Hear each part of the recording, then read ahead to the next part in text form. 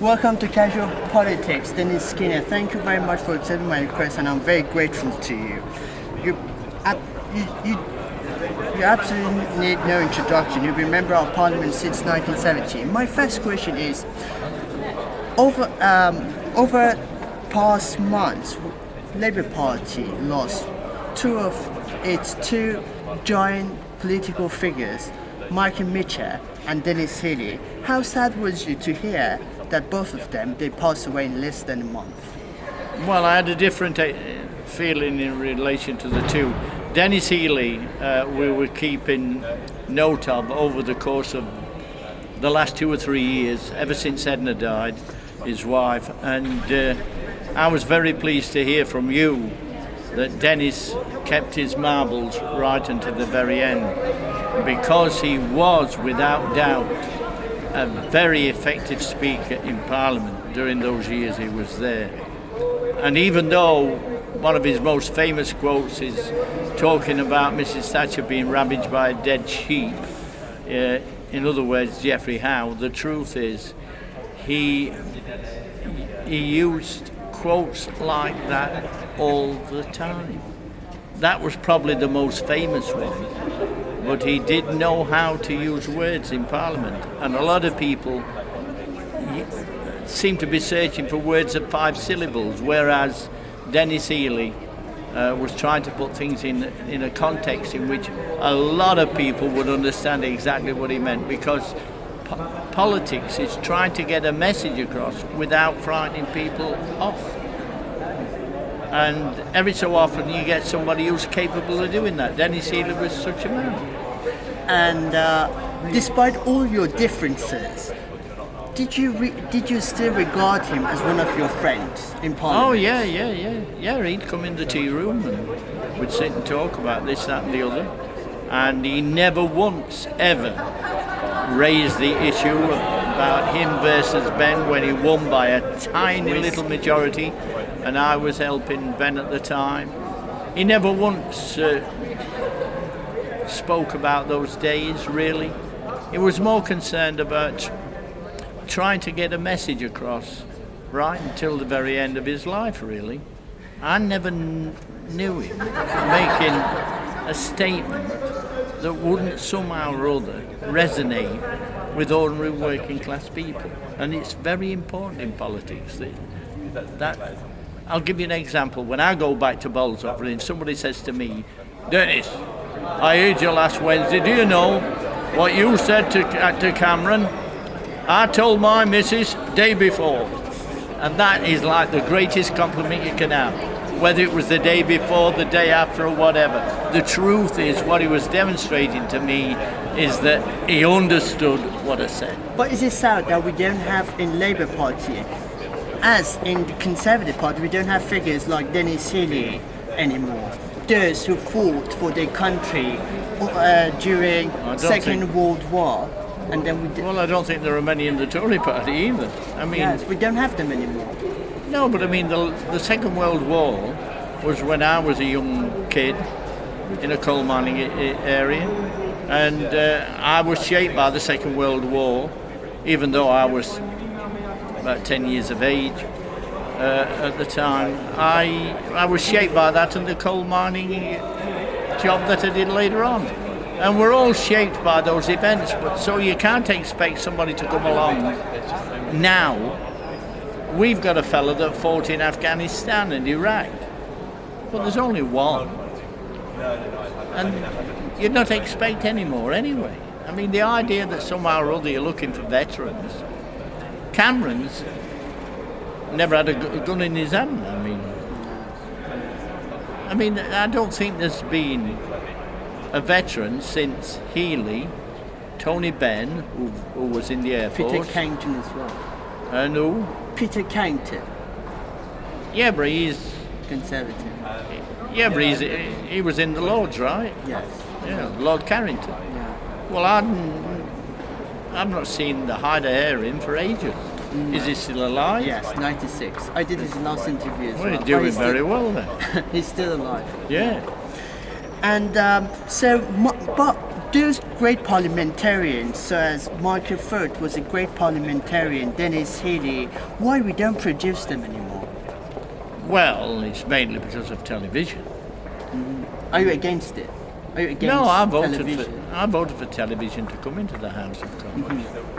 I mean, you can't stop trends that are bound to take place. For instance, you can't stop the social media. Today, I've just been photographed on 20 different phones within about 2 minutes flat. That could not have happened 2, 5, 10 years ago. And do you think that now it's all about publicity? Well, without a doubt. I mean, the people that shape politics today are those that have got the power, like Andrew Neil, who works for the BBC, an ultra-right winger.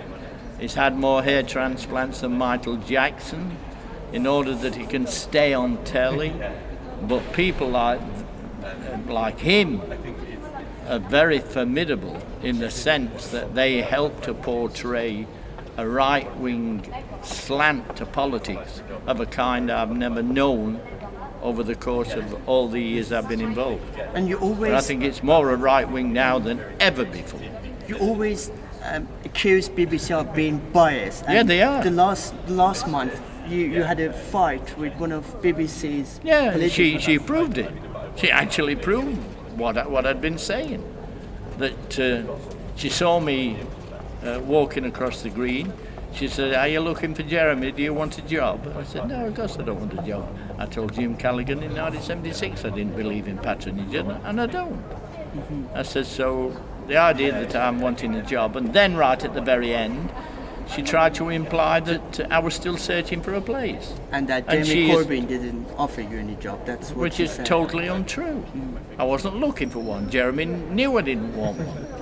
I don't believe in patronage. I believe that people should be elected to the cabinet and the shadow cabinet. And are you proud for having served your constituency for more than 45 years? Well, I've been lucky. I mean, that's mainly because I've had very good treatment from the National Health Service. I had a heart bypass in 2003, a very serious operation, and survived it. I had cancer in 99 in the bladder, and they managed to get it out in time.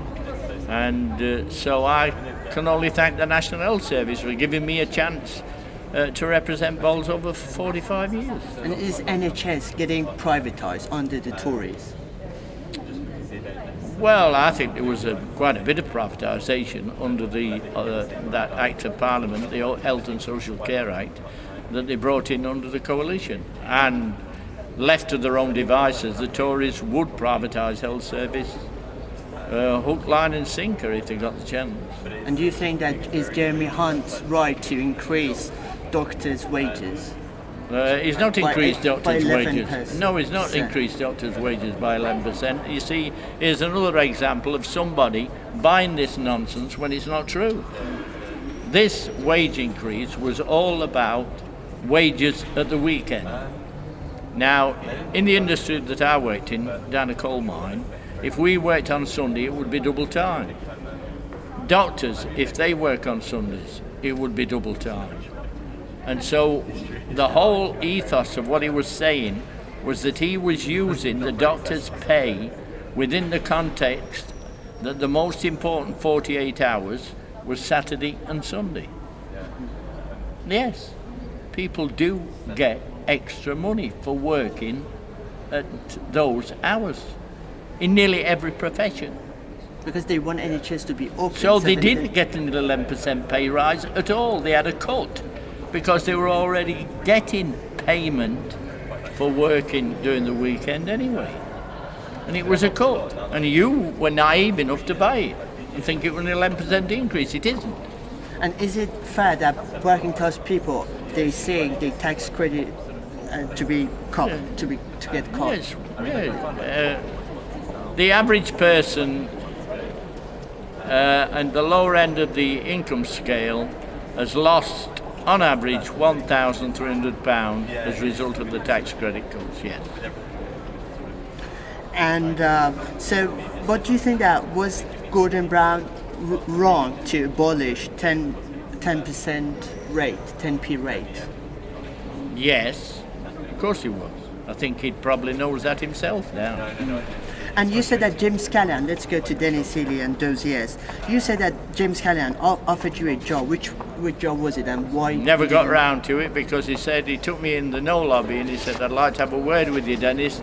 He said, this is the first week that they've recorded Prime Minister's question time on the radio, which was true.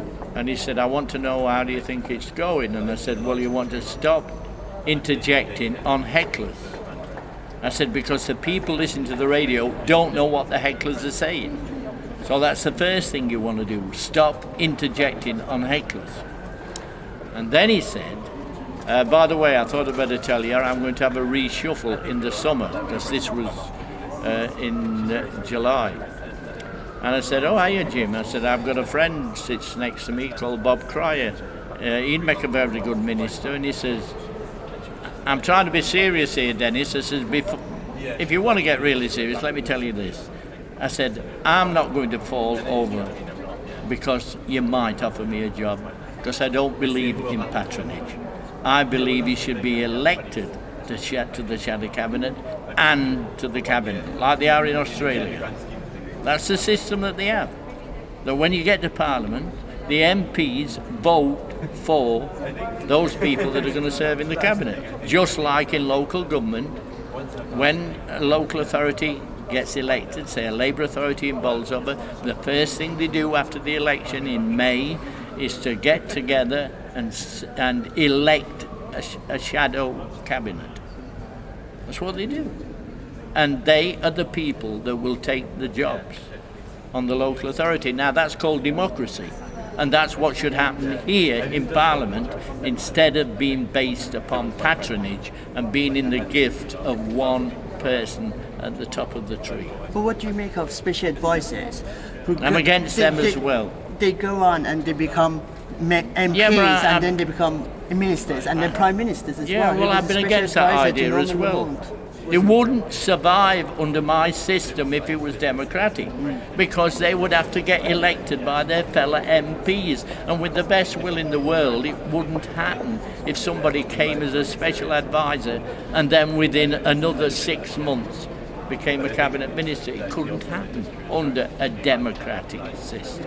And do you think that this country doesn't have a democratic system? No, it isn't It democratic. lacks a democratic. Members of Parliament are elected by the people, and from the moment on, the cabinet of any government in this building, in all the years I've been here, has been decided by the Prime Minister of the day. That is aristocratic. And I oppose it, and always have done. And just in case people don't understand it, there are countries in the world where it doesn't happen. And so, for instance, in Australia, when they've had the general election, and let's say Labour is elected to power, then the Labour Prime Minister has to call his members of Parliament together, and they will then, together in a combined fashion, elect the cabinet. And what do you make of Jeremy Corbyn's new shadow cabinet? Well, it's the first time that there's been a majority of women, so that has to be applauded. But not in major positions. Well, it depends what you mean by major. I don't agree. Shadow Chancellor. I'm sorry. I mean, one of the major positions is always regarded as the Home Office. I would put health more important than the Home Office. So I don't buy your nonsense about what the press tell you are major positions. I believe they've changed dramatically over the years. And about Denis Healey, he went back in the army, he was back in Oxford, he was a communist, and then he fought against hard left, you and Tony Benn in What do you Labour mean hard Party. left? No, he didn't vote against, he didn't fight That's what he against told that. me. That's what he told me. He said that. Well, I never regarded myself as a hard left, even despite Denis Healey saying so. I was a man that came from the coal mines, and I was somebody that wanted to see a lot of change. And I came to Parliament principally because the miners said, we're losing a lot of pits, Dennis, and we need more people down in Parliament from the mining industry to speak up on behalf of miners that are losing their jobs. That's why I'm here in Parliament, not because I chose to come here. But what do you regard yourself as, if not your ideological position in your party? Well, I'm on the left, but I'm not a hard left. Who invented this hard left? It's come from the Murdoch press, and you've bought it. I mean, to me, I get the impression more and more listening to you that you've been indoctrinated by the Murdoch and the right-wing press. It's a sad state of affairs, but I might as well tell you, that's what I think. But it's Because you trot out these phrases just like they've invented. No, when I did Denis Healey's last interview, I don't care what Denis Healey said. But he told me that he was in Parliament for 40 years and he had to fight the hard left of the party for 20 years. I was never part of that hard left because I never recognised myself as a hard left.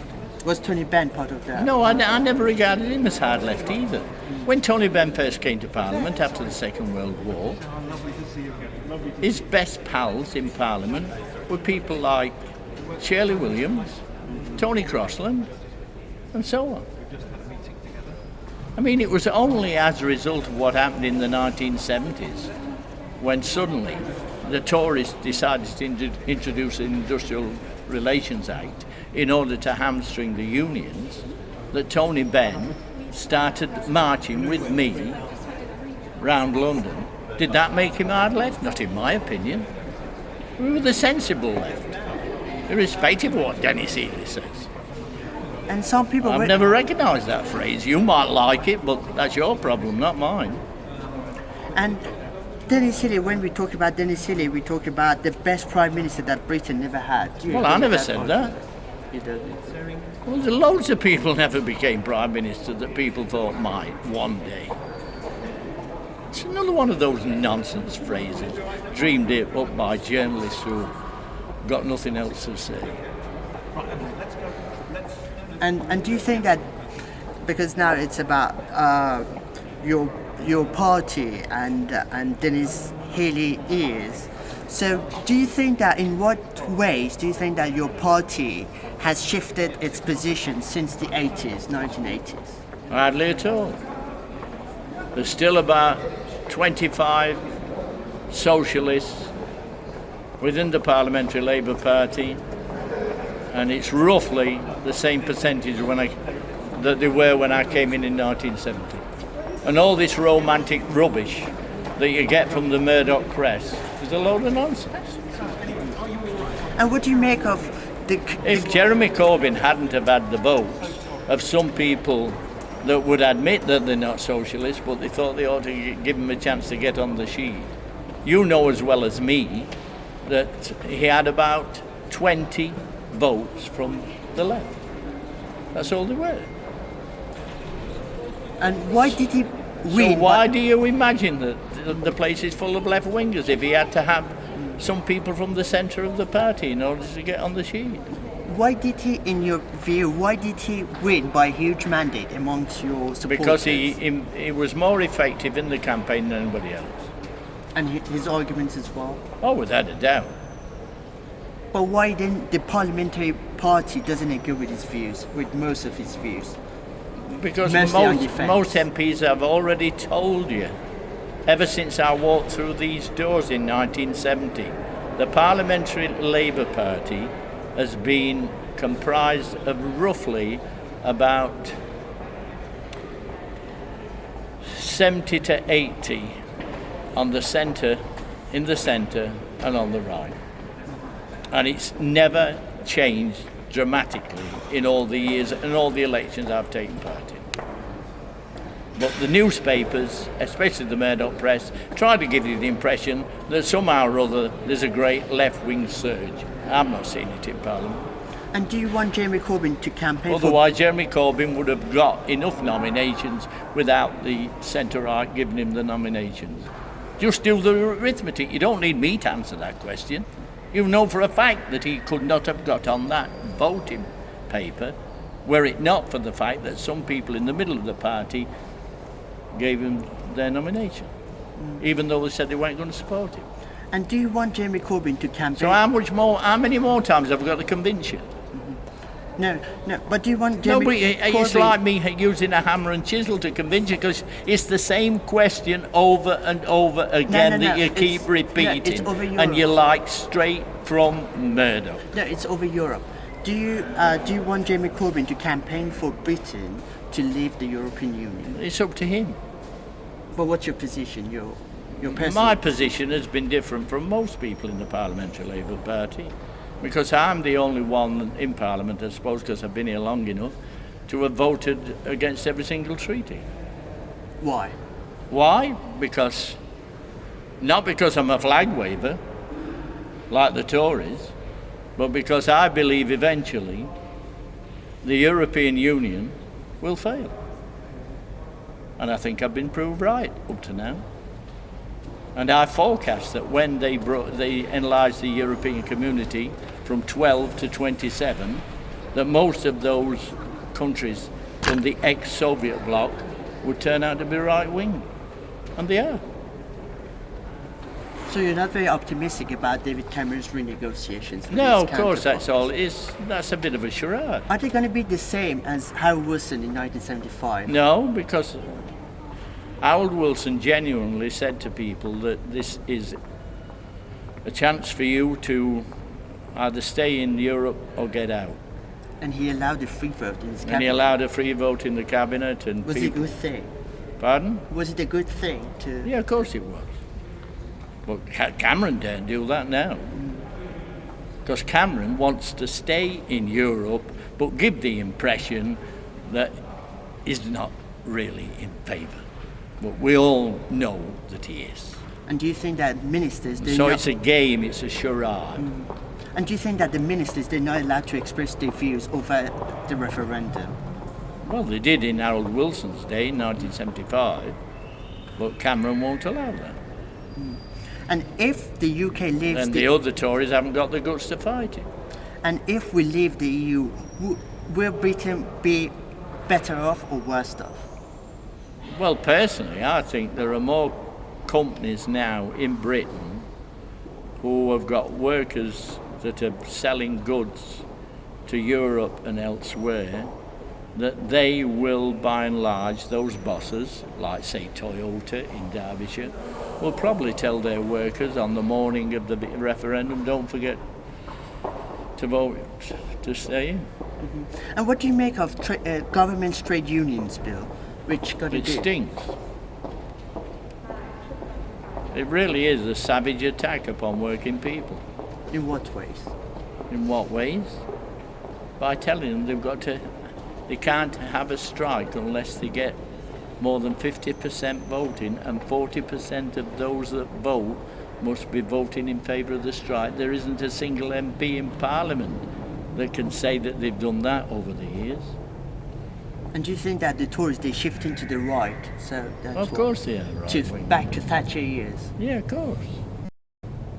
But they're saying that we're embracing the centre ground. So Well, I don't believe a word that Cameron says.